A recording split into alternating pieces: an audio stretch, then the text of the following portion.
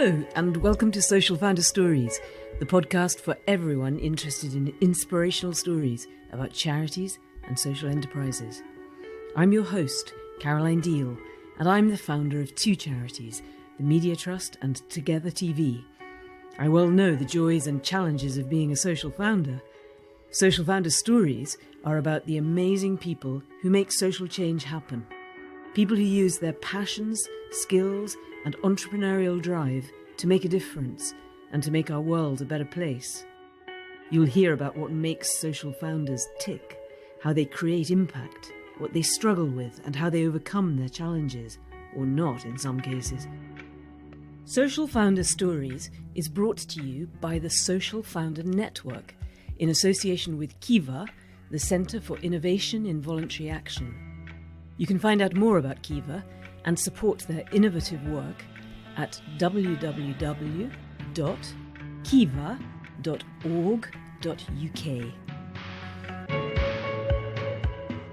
So today I am super happy to be with the amazing social founder, James Partridge OBE, founder of the hugely important charity Changing Faces, a charity that supports people with facial disfigurements.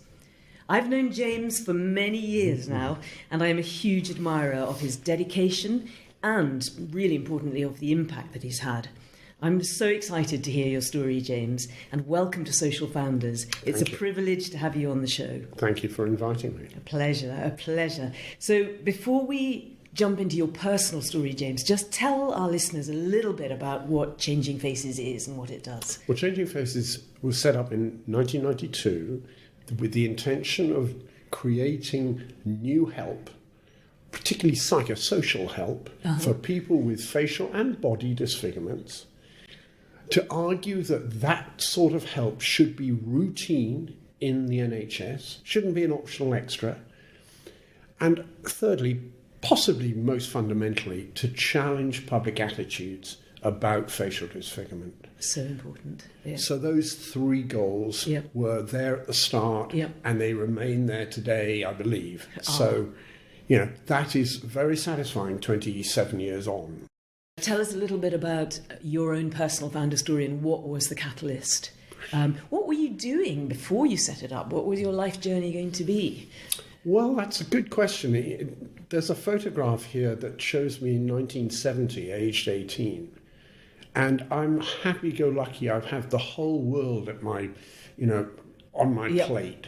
And I was heading for Oxford and the city probably, and, business, blah, blah, blah.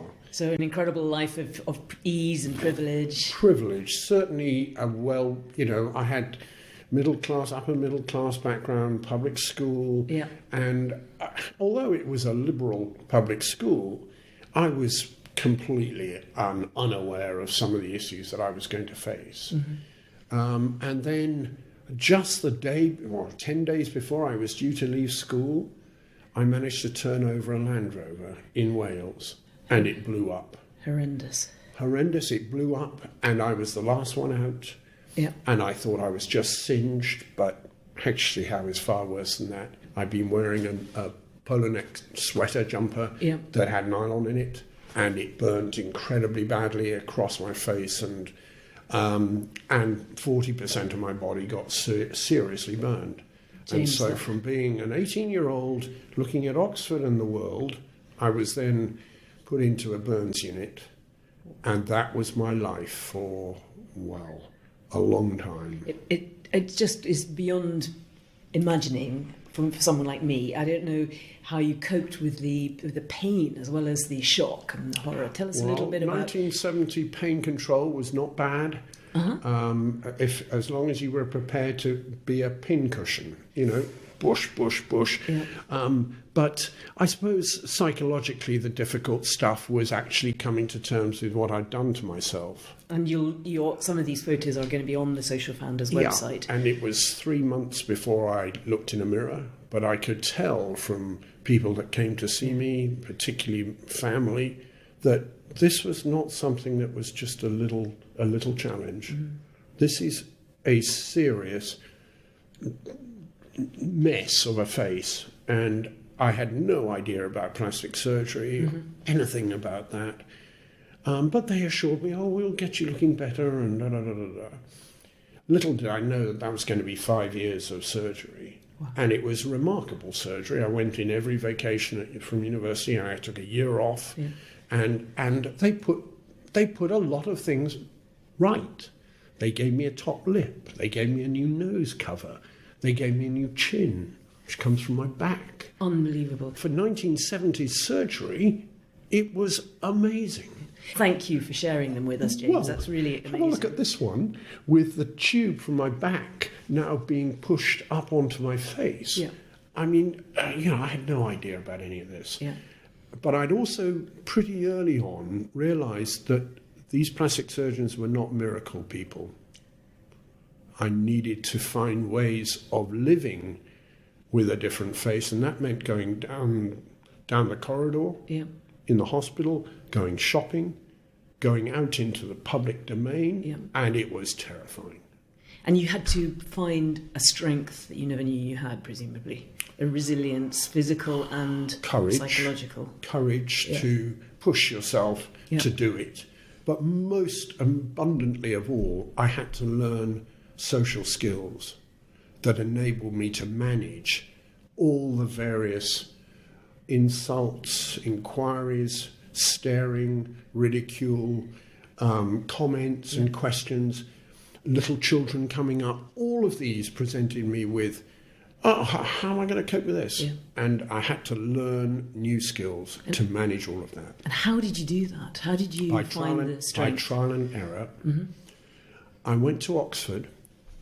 To and Oxford University. Oxford University. Fantastic. About 9 months after the accident. Oh, that takes some resilience and courage as It well. wasn't an easy thing to No. do.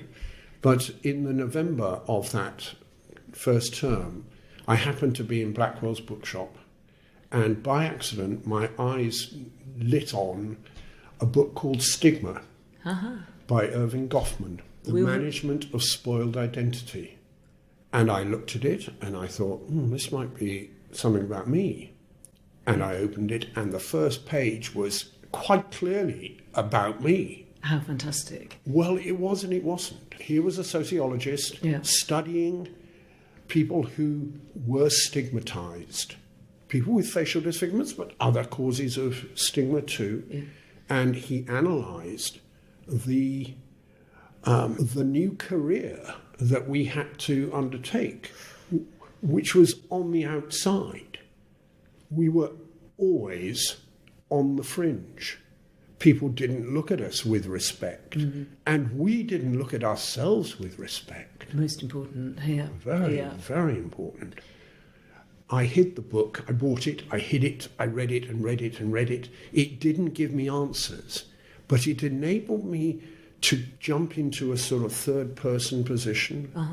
So I could see myself doing things, going into, a social gathering, wanting to flirt with somebody over there, meeting new friends and strangers, going to a job interview. I could see myself. I kind of became a student of social interaction. So that was really lucky that you saw that book then, actually, because it was absolutely tremendous immense. support. Immense. Well, the funny thing is, if you read it, it's not support.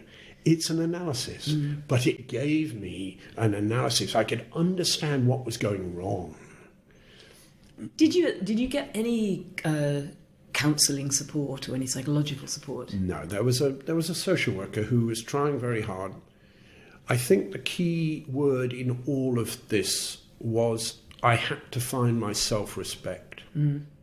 If I respected myself looking like this, then I would project that immediately to others, or I could.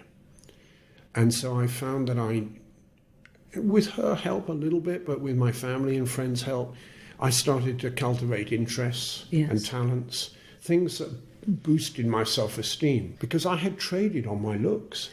Yeah. My looks were a really important part of my self-concept. No longer. I couldn't do that. 18, 19, 20 is very young still. Not an easy time. And the time on the other hand, very permissive society, everybody wearing long hair, So that's freedom, James. You can just do that too. And my hair got very, very long and so on. But gradually, probably 5 years on, I was able to say to my surgeon, thank you. You've done an amazing job reconstructing me. Yes. I now need to go and try to be a citizen. Yeah. And at that stage of your life, so this is like now in your early 20s, did you have any concept at all that you might end up being a social founder? What did you think you were going to do career-wise? I had absolutely no idea. All my ambitions had been blown away. So I was having to remake myself. And the first thing I did was I realized that I'd got some health interest and some economic interests because I'd done economics in university. So I did a course, a master's course, and got a job as a health economist. Interesting. And so I was sort of combining the things that I knew I was good at, and that helped. But it wasn't really until 10 years later, I guess, that all the injustices that I had felt through my recovery and the lack of support systems and the failure of public attitudes to accept me really kicked in. It was in the middle 80s, you may remember, there were 3 big fires, Piper Alpha, Bradford City and King's Cross. Yes. I just walked through King's Cross this morning and the plaque is still there. It seems to me smaller, but those were enormous events. Yes, and that was the big fire in King's Cross. Absolutely. Where a lot of people died. And off the back of those 3 fires, I got an invitation to write a book by Penguin, no less. So I was suddenly, and by this time I was a dairy farmer in Guernsey. How did you end up as a dairy farmer? You've got to tell our listeners that story first. Well, I suppose this is my first entrepreneurship stuff because I met my wife, who's a Guernsey woman. Yes. I'm born and bred there, and we both kind of worked a bit on farms, and we were very heavily influenced by organic farming philosophies and the good life and so on, self-sufficiency. Yeah. And so we decided to have a crack at it. And we bought this derelict farm in Guernsey and thought, well, what? And so we built it up. So that's interesting. So I thought I knew you really well, but I never knew that you'd been a dairy farmer entrepreneur. Absolutely. And of course, those skills must have been invaluable when you started setting up Changing Faces. Precisely. And not just that I developed the skills, but I kind of perfected them. I knew that I could win, over a bank manager. Seriously. Do you think that's one of the top tips for social founders, that you can win over a bank manager? Well, Probably. It's an interesting test. If you can't go in with decent data and decent evidence, the bank manager is never going to lend you a penny. Listen to that one, social founders out there. Decent data, decent evidence. I think that's key. Well, and of course, the other thing that I did by the time my book came out in 1990, I was a teacher of economics at the local girls' school part-time to try to keep the money coming in. So between your health economics jobs, being an entrepreneurial dairy farmer, a teacher of economics, you built up a lot of skills. Let's go back to the book. So you said that was the catalyst. Well, it was. For Changing Faces. But I don't think I would have done anything beyond the book. The book was great to write. 20 years on from my accident, I was given the chance to write down the lessons that I'd learned. So it wasn't an autobiography. It was, come on, if this happens to you, what would be useful? So it's targeted at people or their families, carers, social workers who have... Any form of disfigurement. If it happens to you, the chances are that you're going to have to deal with reconstruction of some sort. You're going to have to raise questions about how much surgery, how much medical treatment. But the other side, so this is reconstructing your face, and the other side is very, very much about reconstructing your life. Yeah, really and important. This part of the book was very, very important because at last I distilled down what it was that I had done.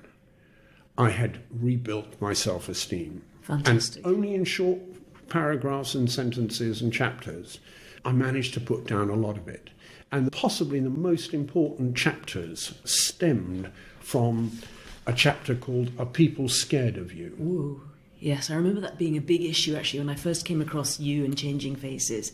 So I used it as an acronym. Tell us more. Staring, curiosity, anguish, recoil, embarrassment and dread. And those are the common reactions you are going to meet. Yeah. And get up to speed. You can deny that going to happen. Those are 7 big words to have to live with, especially if you're a young person. Absolutely. And I know that Changing Faces supports a lot of young people. And children too. And just to go back to the book, though, it's now in its 7th edition, is that correct? Yeah. That's amazing, James. So 20 years. And 25 years. 25 years since you wrote it. I think the thing about the book was that it put me in touch with some psychologists who I didn't even know were there. Right. Including one who had written a PhD on this subject. The psychology of facial disfigurement. And how did that make you feel, react? I was terrified to meet her. I met her on a Gloria Hunniford TV show. No. And she was reviewing my book. And in the green room beforehand, she got out her book and said, "Have you seen this?" And had you? No. Oh, dear. I hadn't seen it, and I flicked through it, and there were 30 pages of references, and I realised I hadn't read one of them. But I wonder how many copies her book has sold compared to yours. Probably not. Yeah. But what happened next was that we got on the show, and I was expecting her to tear my book to shreds. Mm-hmm. And she said, "No, it's really, really important. He's reached exactly the same conclusions as we have. Fantastic. From 2 totally different directions." Yeah. So you were well matched on the show. Yeah. Anyway, this woman, Professor Nicola Rumsey, became my academic partner, and it was her research that I read, I consumed it, that persuaded me that what I was saying probably had wider application than just being in a book. Uh-huh. We should develop programs. We should argue that these programs should be part of the NHS, and we should create a campaign to change public attitudes. Fantastic. And so from that realisation, and when you say programs, you don't mean television programs or radio programs? Or no, in those days, I mean workshops and one-to-one help and self-help guides that now are available on the website, all sorts of support systems that are around children, young people, their families and adults who have disfigurements of all sorts. And remembering also this was at a stage before the internet was around. Definitely. As well. Definitely. So tell our listeners, you came to this realisation that there was a need for more support out there, and you had some great ideas about what you could actually deliver. How did that turn into an organisation, a charity? What did you do? How did you find the money? How did you go about setting it up? How did you find? Well, what were the stages you went through? Because actually, quite a lot of our listeners are interested in setting up something themselves. So not only is it interesting for those of us that are social founders ourselves, but for people who might have a very important idea that they're thinking of turning into a charity or a social enterprise. There were probably 3 things that I had to do. Uh-huh. One, I had to persuade my wife. I didn't think you were going to say that. That caught me unawares. If I didn't have her support, and not just half-hearted support, but absolutely 100%, okay, you're absolutely crazy, James, but let's give it a go. Yep. If I hadn't got that, I wouldn't have done it. How interesting. I never thought you were going to say that. Because we had 3 small people. We were completely committed to dairy farming and living in Guernsey, and we just got to the point where, 12 years on, we were getting the business to work. So did you drop the dairy farming, or did she take it on? No. What happened? No, it had to be sold. The herd was sold. It was catastrophically difficult to do. That was a huge decision. That's the first thing. Wow. The second thing was that I knew I had to find somebody who was outside my sphere but knew the charity sector. Uh-huh. And I needed to go and see him or her, and I found him in Guernsey, a guy called Greville Mitchell, who had been a property developer and had funded the local hospice. Right. And lots of AIDS charity work and so on.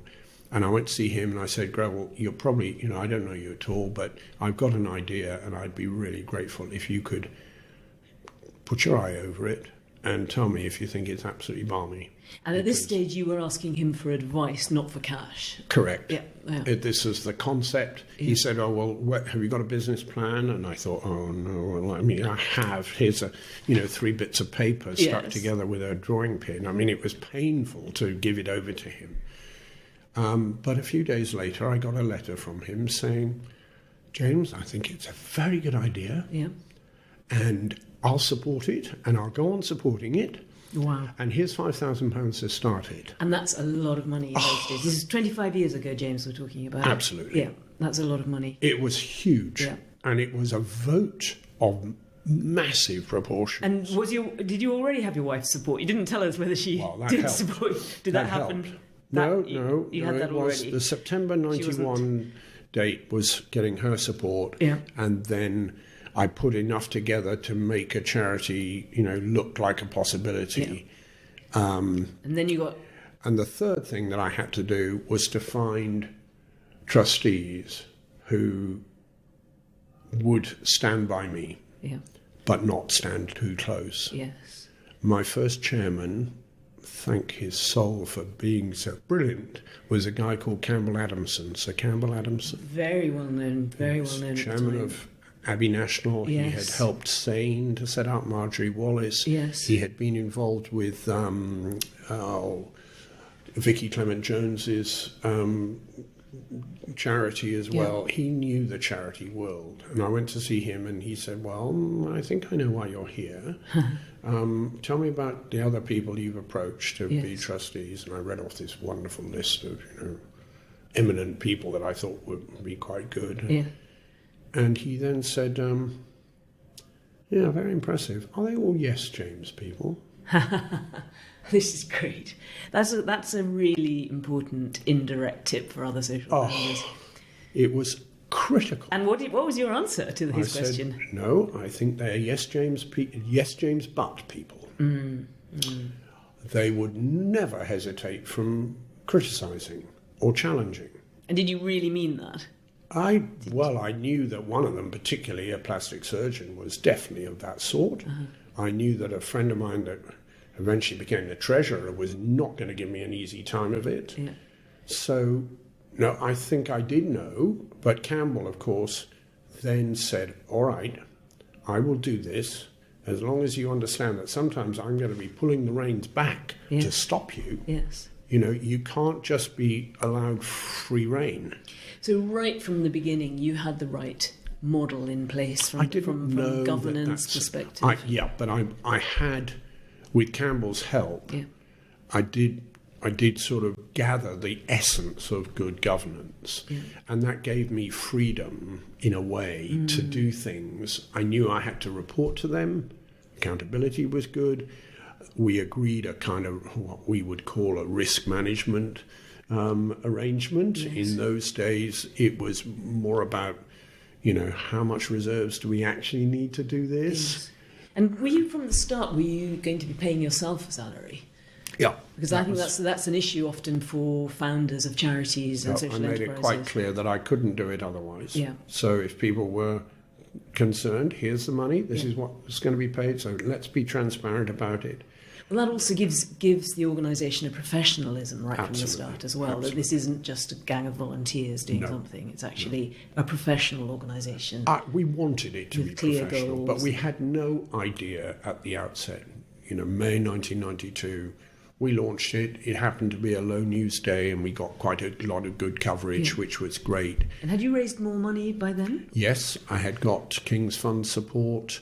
Lloyd's TSB Foundation, or actually it was just called the TSB Foundation, had given me some seed corn. And I guess I was probably looking for 65, 70k in the first year, and I'd probably got 50 towards that. Which again helps. Was quite a lot of money in those days. Absolutely. And just for our listeners as well, this was before the days of the lottery money. There was very little money around for charities, and you had to really fight hard to get every penny. Especially for something new. Do you think it was... In a way. Or do you think that the need was so obvious that you could make such a good case that people were excited about it? There were people who said, "You'll never raise money for disfigurement, James. Just forget it. You're going to be a Cinderella charity." And I said, "No, I'm not.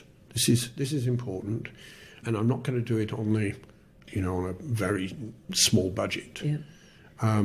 One of the other things I decided very early on was that we would have incredibly bright designs for everything. Nice. So we were not going to portray disfigurement in any way negatively.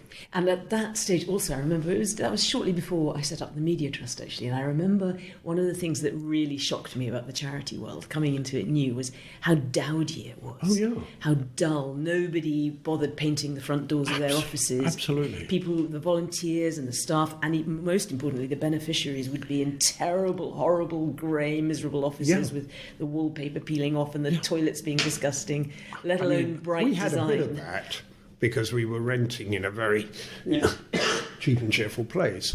But no, we got a designer, a guy called Chris Binding from Bristol, who just took the idea and just made it happen. He took photos in a way that enabled us to show sharp, not always smiling people, but people who were getting on with their life. Disfigurement was not an impossibility. It was doable with the right support. And clearly, the charity name was an interesting one. Why do you call it Changing Faces? That's tricky. It sounds like surgery. And we had to get around that. That was quite a complicated bit, particularly as the internet came on. Yes. So we had the strapline, changing the way you face disfigurement, changing the way we all face disfigurement. Yeah. So that sort of worked. And you've stuck with the same name from day one. Absolutely. Still called Changing Faces. Absolutely. And has a fantastic brand. I think so, and we've rebranded a couple of times, particularly a couple of years ago, just to sharpen it up. Yeah. And it's lovely and bright, actually. There's a great photo that we've got on the Social Founder website of you with the logo painted on your face. I think it was at one of your big anniversary receptions. Yeah. So that was the 25th. The 25th. But actually, the most pleasing thing in a way for me is that the charity kind of grew through people's support. The champions we had, the advocates that came on board, they just loved being involved. And so we, from the first year when we had, 600 or 700 people contact us, suddenly we were helping 1,000 people a year, and quite a lot of them were saying, well, what else do you want me to do? And can I come? And some were saying, thank you very much. I'm off to spend the rest of my life doing other things. Yeah. You've helped me. And you seem to have got a really good mix of people with facial disfigurements and other disfigurements who are prepared to step out into the media and be seen and talk very positively about their lives. But also celebrities, like you've got Benjamin Zephaniah supporting you, and you've had other celebrities along the way. You've done a really great job around media and storytelling. How have you combined that mix of the celebrity with the person with the disfigurement? And I think the challenge that we had, and all charities have, is raising money and profile. And in the middle of the 2000s, it was an era of quite flush corporate money. Yes.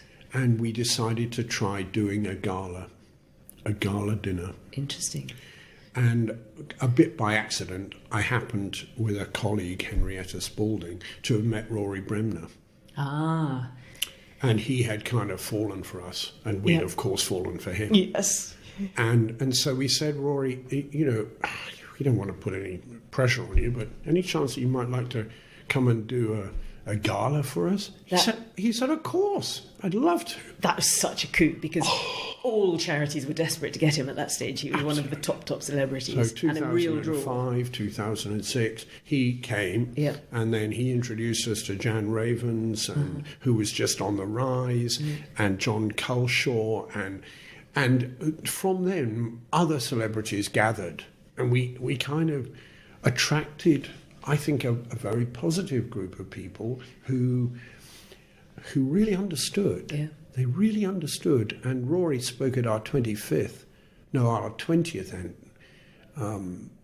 anniversary event, and said, I know this personally because a member of my family has been through this. Interesting. I didn't Simon know that. Weston was there. Yeah, I remember Simon Weston. These people could...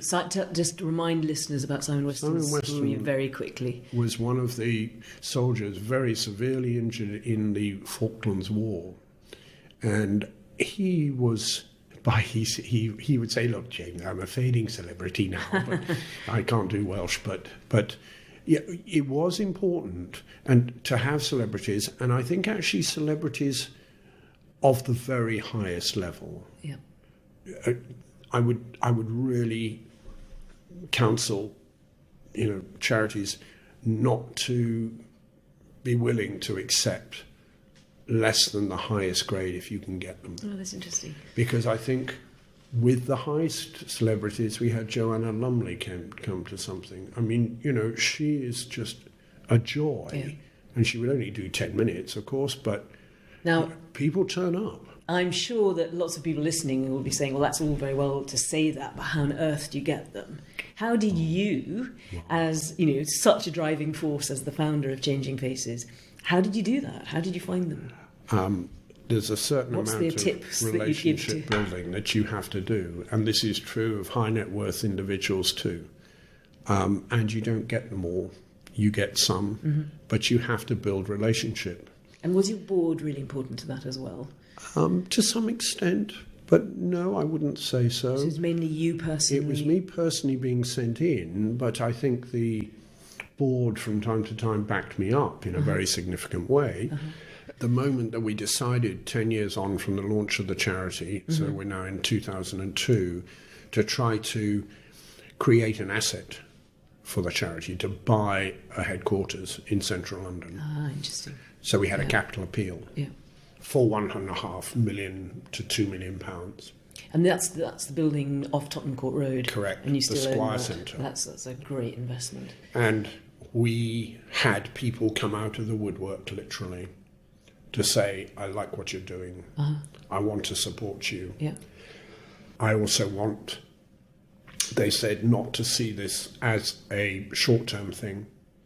You've got a long generational job to do. Fantastic. So, James, we've heard lots about the drivers for you starting Changing Faces and what it was like and the things you put in place to begin with, your vision. What were the key stages, 5 years in, 10 years in, 15 years in? What were the times where you found it really much easier to be the social founder or much more challenging? Yep. Tell us a little bit about 2 or 3 key stages I during think your the journey. first 10 years were remarkably honeymoon-like because things were going well for us. We had great success with various academic research projects that were evaluating what we were offering in our workshops and our one-to-ones. I'm just going to say that is brilliant that you were doing that from the start. We were. Because so many charities were not able to find the resources to do the evaluation and the actual support to the beneficiaries. Nicola Rumsey said she would not support the charity unless it was underpinned by research and good evidence. And how did you find the money for that? Well, we went off and found it. Yeah, fantastic. Primarily from Nuffield Provincial Hospitals Trust. They were fantastic, but a number of other donors. Yeah. And effectively, she and I set up a small research team at the University of the West of England, and it started to pump out things. And then we started to set up units in Bristol to, as experimental units, and they worked. And you had the research backing up what you were doing all the time. And then the university said, how about setting up a research centre? Fantastic. So suddenly we were creating the Centre for Appearance and Disfigurement Research 10 years on from the start of the charity. So we knew that we were doing things well and that people were valuing what we were doing. And did that help with the media coverage as well? Enormously. And actually at 10 years, 2002, I had to make a decision. Do you want me to stay? It's going pretty well. You could get somebody else to, take it on if it hadn't been. So that's interesting, that old dilemma about when do we leave as social founders. So why were you thinking then that perhaps you should leave? I'd said to Campbell that at 10 years we should have a rain check. And because I knew that 10 years might be the moment. But he said, no way. Actually, he was no longer with us, I think, but the new chairman said, no way, no, we're just on a roll here. And we set up a capital appeal, and the new chairman, a guy called Stephen Woodford, yes, who's now chief executive of the Advertising Association, he was really important in helping us drive that and expand out. And he said, right, let's do some advertising campaigns. So suddenly we were no longer just doing little things with individuals and families. We were appearing on the underground in posters. Amazing, which in itself is making people think twice about facial disfigurement. And so that was a huge breakthrough. So come the middle of the 2000s, 2006, things were going well, and we were comfortably meeting all our financial demands. And then, of course, the credit crunch. And by this time, had you already done the capital appeal for the building? Yes, but we'd leveraged the most amazing deal from two people, Jeff and Fiona Squire, who offered to underpin the purchase of this building with a loan of £1 million, as long as we paid back the loan over 5 years. And did you have to pay interest? Well, and then they said, and we'll pay the interest out of our capital, out of our charitable foundation for those 5 years. James, one of the things that you are amazing at is connecting with people, keeping them involved, supporting you, never letting go of those contacts. Crucial. Being absolutely clear with people about how they can help you. And being absolutely honest with them that things were not easy. Some of those years, particularly as we got up to the 5-year payment date, July 2009, if you can think about what the economy looked like in those times, it was horrible. You're looking worried, James, when you tell me about those years. I became worried. Yeah. And it was pressure, and this was probably the first financial pressures that we'd really faced. Gosh. Wow. And we weren't sitting on lots of reserves, but we were sitting on our headquarters. And you had that asset already? We had that asset. And I guess the years that followed that, 2010 through to 2015, were very tricky years. And how did you personally, as the leader, as the social founder, how did you cope with that? And did you have terrible moments of self-doubt in the middle of the night? And what advice would you give to anyone listening? Tell us your story about how you coped with that, because I think that what I see again and again and again amongst our founders is that incredible ability to find some strength from nowhere and keep going. Yeah, I think I felt a huge responsibility to the staff that we had, probably 25 staff, 30 staff. So to match their wage bill and their salary bills, to continue to do what we were doing, I refused to let the stupidities in the financial markets, stop us doing what we were about. Yeah. 2008, we launched the campaign for face equality at a time when people were saying, "Oh, come on, you can't do that. I mean, we're in depression." I said, "No, come on. Face equality is an important campaign whenever, and we're going to do it now." And tell people very quickly a little bit about that, because I remember that campaign. It was amazing. Well, it started with posters, and they were quite edgy posters. We did a public attitude survey that showed 9 out of 10 people found it very difficult to associate positive characteristics with people with facial disfigurements. 9 out of 10. Which goes right back to what you were telling us earlier about the scared. Absolutely. And people were demonstrating that. And we did all sorts of work with businesses, with the media, with schools. We had a fantastic program, all of which was very hard to keep funded. And that was the real annoyance for me. And I guess workaholism was definitely part of my life. I was working every hour that you could think of. Yeah. And what, by the way, what happened to Guernsey during this time? Was your wife back in Guernsey and your kids? Yeah, well, we moved to Bristol for a period of years, and then we ended up sort of weekly commuting from Guernsey, and having a flat in London. But I mean, it was just really hard graft. And how did you find resilience? How did you? Well, I think I'm a fairly resilient person. Because you've been through such. I've been through quite a lot, but I also think that I was so driven by the cause, and I'm deeply unhappy with the idea that, the finances of something should stop good things happening.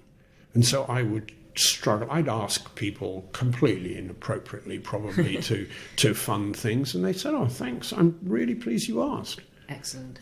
So being brave and just taking that leap, and being absolutely clear about the cause, like you were saying, and the vision of what you're doing, and the need. Yeah, and not sentimentalizing it, not sugarcoating it.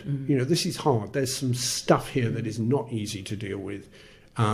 But we can, because we've got where we are, 25 years on, we can make further progress. And were people telling you that the NHS should be funding it, by the way? Was there a sense that, why have this as a charity? Actually, it should be. And the Macmillan nurses and other types of NHS professionals that are funded by charities was an interesting model. We set up Changing Faces practitioners and got them embedded in the NHS.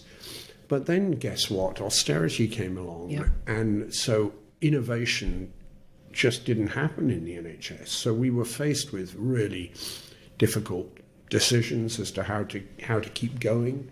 We also took on a service from the Red Cross that looked like a golden egg, but it actually turned into a financial burden, really, and a logistic nightmare.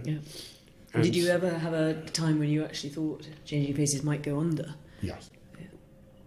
And I think I managed to find a way to Simon Stevens, the chief executive of the NHS. Yes. And I said to him, "Look, Simon, this is happening because of the way the NHS is funded." So I was in deep advocacy here. Yeah, and again, reinforcing your network, your connections, your ability to go in. Absolutely. To whether it's Rory Bremner, the celebrity, or the head of the NHS, absolutely. You could go in. I went to a charity directors meeting where Simon Stevens was talking, and I raised a question, and I made it deliberately difficult. And he couldn't answer it there and then. But he said, "Do come and see me afterwards." So you were able to follow up. Of brilliant, course. Brilliant. I mean, you learn the techniques for trying to get attention. And I had some politicians who were right with us too, so that was very, very important. James, you'll remember that at the very first event we did for Social Founders, we had, I think, about 40 or 50 social founders in the room, and we asked people what their issues were, and there were lots of stories of the joys and the successes, but the theme of loneliness came up quite a lot. I was quite surprised how many of those social founders in the room, many very, very, very successful, said that was an issue. I think Did you find it became an issue for me, and I'll be very open here. The collapse of Kids Company was an extremely important event in my life. Why? Because Camilla had been a fantastically successful founder. Yes. And it became apparent that for various reasons her board had lost contact with her, or she hadn't informed her board, and the amount of publicity around, wait a second, founders are really dangerous creatures. Yeah, I remember. They can do all sorts of things.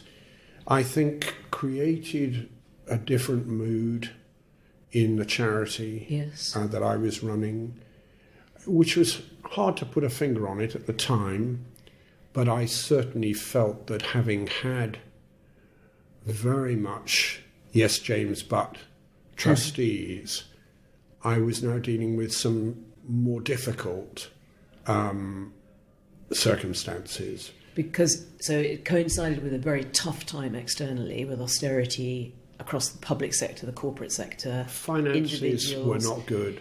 And now this big doubt about whether it's right for a founder to stay too long. And you'd been there how long? 23 years or something like that. So that was around the same time. And I think the loneliness was more the sense that I was having to argue more and more with trustees for support.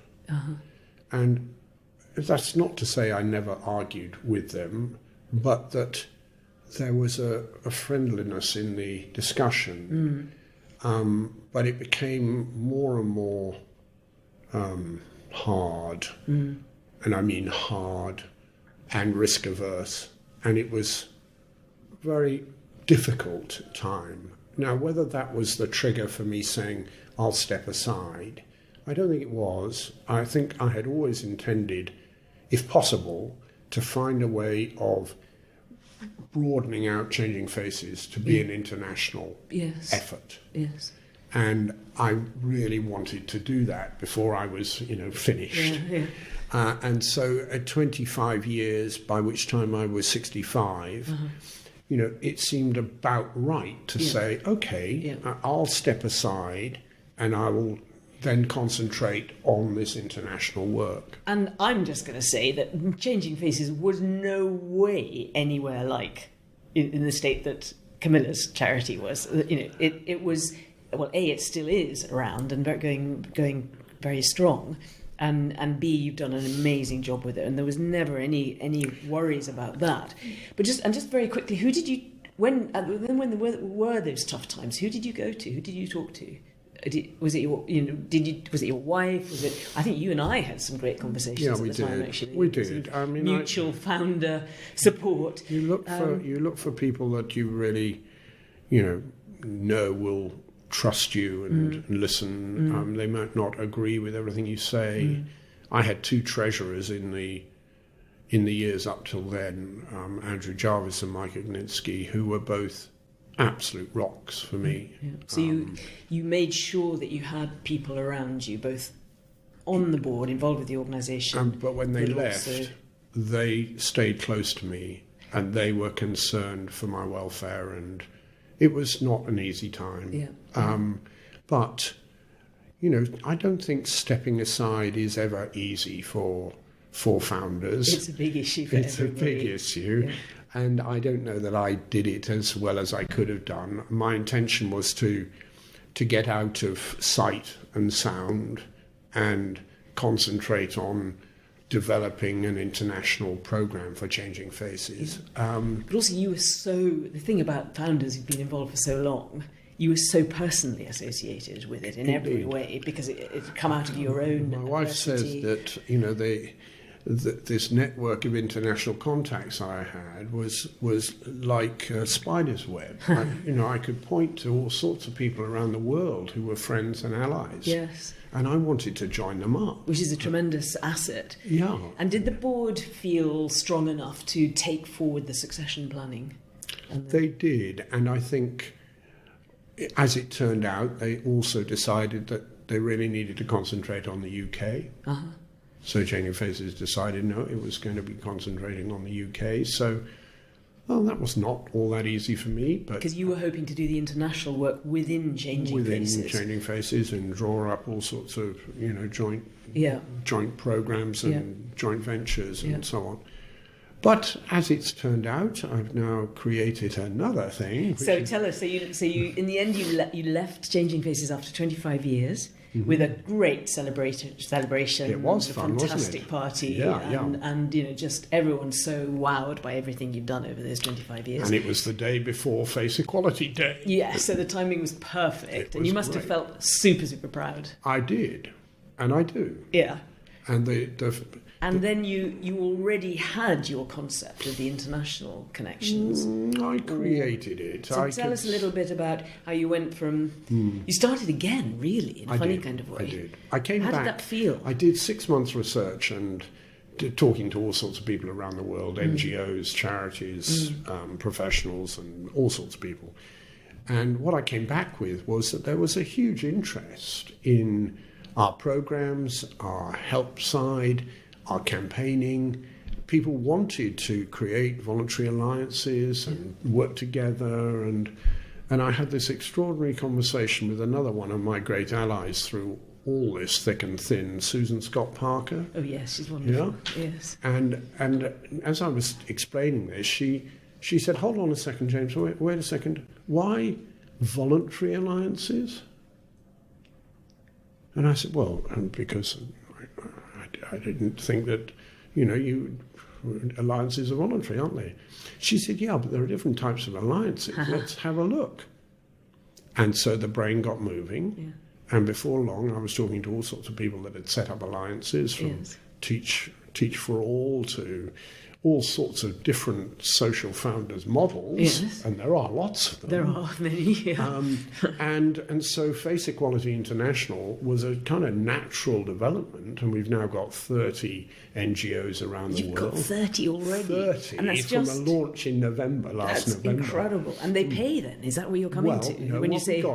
we got, my model was, for the first year, I want to have some founder members.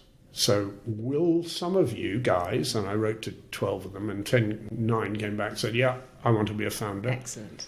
So we got about 27, 30K from founders. Yeah. And then we doubled that with some donations from philanthropists. Fantastic. But with the view that in the future, the members have to pay. Fantastic. And what's your role? I'm the director. I'm the sort of orchestrator. So you are a serial social founder. Well, I am, but I mean, the gorgeous thing about this is that I'm hardly employing anybody. It's a much easier concept. It is an easier concept. Networking, sharing best practice. And stirring, and it suits me admirably right now. I take my hat off to you, James. Well done. It's fantastic that you've not just sat back and gone back to Guernsey and the farming and everything. You're actually sharing. I'll do a bit of that. The amazing learnings that you've had over the last 25, 30 years globally, and in a world where it's so much easier now to share information globally through digital and we can communicate so fast. Yeah. We can have a Skype call or whatever it is, and people in Taiwan and West Coast of America, they can be on the call and we can agree things. In a way, the great thing about the fact that you've set up a separate organisation to Changing Faces is that the two can work side by side. Absolutely. Can complement each other. Changing they do Faces promote is each part other. of the alliance. Yes. So, and the campaign for face equality came from Changing Faces. Yeah. We're just trying to turn it into a movement. Yes, I love it. And what we're going to do is make sure that there's really lots of information on the Social Founder website. Thank you. And because Social Founders, as you know, is now a global network. Exactly. So lots of the countries that we have incredible founders in will be interested in this if they're not already. And I want to go and meet them. Yeah, and when I'm in wherever it is, I shall look up on your website who's in Sri Lanka or India or definitely. Definitely, that's very exciting. The other thing that I just want to say was that I did find in one particular group of people very strong alliance and solidarity, and that was with people in the disability movement. Yeah. And if you remember, the DDA was passed in 95. Just for our listeners, just explain what the DDA is. Disability Discrimination Act was passed in Britain in 1995. Yes. The Equality Act came in 2010. Yes. But the people that I met and worked with through all these 25 years were very, very important to me. Because they gave me the sense that I wasn't alone in all of this. We were all on a march to enhance life prospects for people with disfigurements and disabilities. And it's very exciting. And actually, Dining with a Difference, which is my third little... Oh, I love Dining with a Difference. Tell us quickly. Well, Dining with a Difference is such a fun idea. Yeah. I mean... And it was your idea, was it? It was my idea with Simon Minty and Phil Friend, and we're taken out to dinner by top boards. And it's a choreographed dinner, and during which they get surprised. And then they get confidence that they can deal with disability as a strategic business issue, not as a charity issue. And in the course of a dinner, we've seen all sorts of changes happen. People going, oh yeah, I'm going back to work tomorrow in a different headset. We'll make sure that there's lots of information about Dining with a Difference. I like Dining with a Difference, but it's not the only magic. That the important thing is that there are lots of people that I've had privilege to work with who are magicians in their own way, and that's really been exciting. Well, James Partridge OBE, and we haven't talked about that. You must have felt so proud when you got your OBE. Congratulations. I do. You are a magician, and you have made magic happen for tens of thousands, if not hundreds of thousands, of people who have facial disfigurement, or their friends and their family, their employers. You've really changed opinion and provided support, and still do, through the work that Changing Faces is continuing to do now. Absolutely. And your book, and now the global network, which is so exciting. Let's just end with maybe one or two of your absolute top tips for anybody listening who is already a social founder, or perhaps is thinking of becoming a social founder. You've talked about so many things in this amazing interview, but do you want to just give one or two top tips before we finish? Well, I think the first is pick your leadership people, trustees and top management with great care. They mustn't be anything other than critical friends. Essential. Absolutely key. Second, do not be afraid to go and ask. Asking is part of social entrepreneurship. Mm-hmm. You can't get away with it. You can't get away with not doing it. Many people say, I couldn't possibly do that. You just have to teach yourself how to do it and have no scruples about doing it. And sometimes you'll get no, but don't treat a no as anything other than yes, maybe. Ah, that's lovely. That's a great way to end. Except I'm not going to quite end there, because I'm going to ask you one more question, which is, what has been your greatest joy in being a social founder? Because we always talk about the joys and challenges of being a social founder. Well, I think Campbell and Michael Young, who was the founder of the Consumers Association, and they were such great allies at the start. And I must say that event at the Gherkin, that we had the 25th there. Yes, which was so wonderful. And I stood and I looked, and I could see my children, my wife. They were all enthralled with this. And I was enormously proud that was, we'd got that far. It's not finished, but it was a fantastic sense of satisfaction, joy, call it what you will. That, James, is such an inspirational way to end this incredible interview. And I've got a big lump in my throat because I was there and I've seen you work so hard to make Changing Faces the success that it is. So congratulations. Thank you for this interview. And thank you, James, so much for joining us on the Social Founder. You haven't done so badly. I think the old magician comes into play with you too, if I may say so. Well, thank you for joining us on the Social Founders podcast, and we'll look forward to hearing how the next stage goes as well. So follow-up interview, please, in a year. My pleasure. Thank you, James. That's it for today. Thanks so much for listening to Social Founder Stories. I'll really look forward to your feedback. Do subscribe to the podcast. We have some fantastic guests coming up. You can also sign up to our newsletter on our website, www.socialfounder.org. Then you can hear about our events, blogs, and founder stories. You can follow us on Twitter at Social Founders, and if you've enjoyed listening to this podcast, please do leave us a great 5-star review. This will really help spread the word. And of course, if you are a social founder, or even thinking of becoming one, let me know. Thanks again, Caroline at Social Founders. Social Founder Stories is brought to you by the Social Founder Network in association with Kiva, the Centre for Innovation in Voluntary Action. You can find out more about Kiva and support their innovative work at www.kiva.org.uk.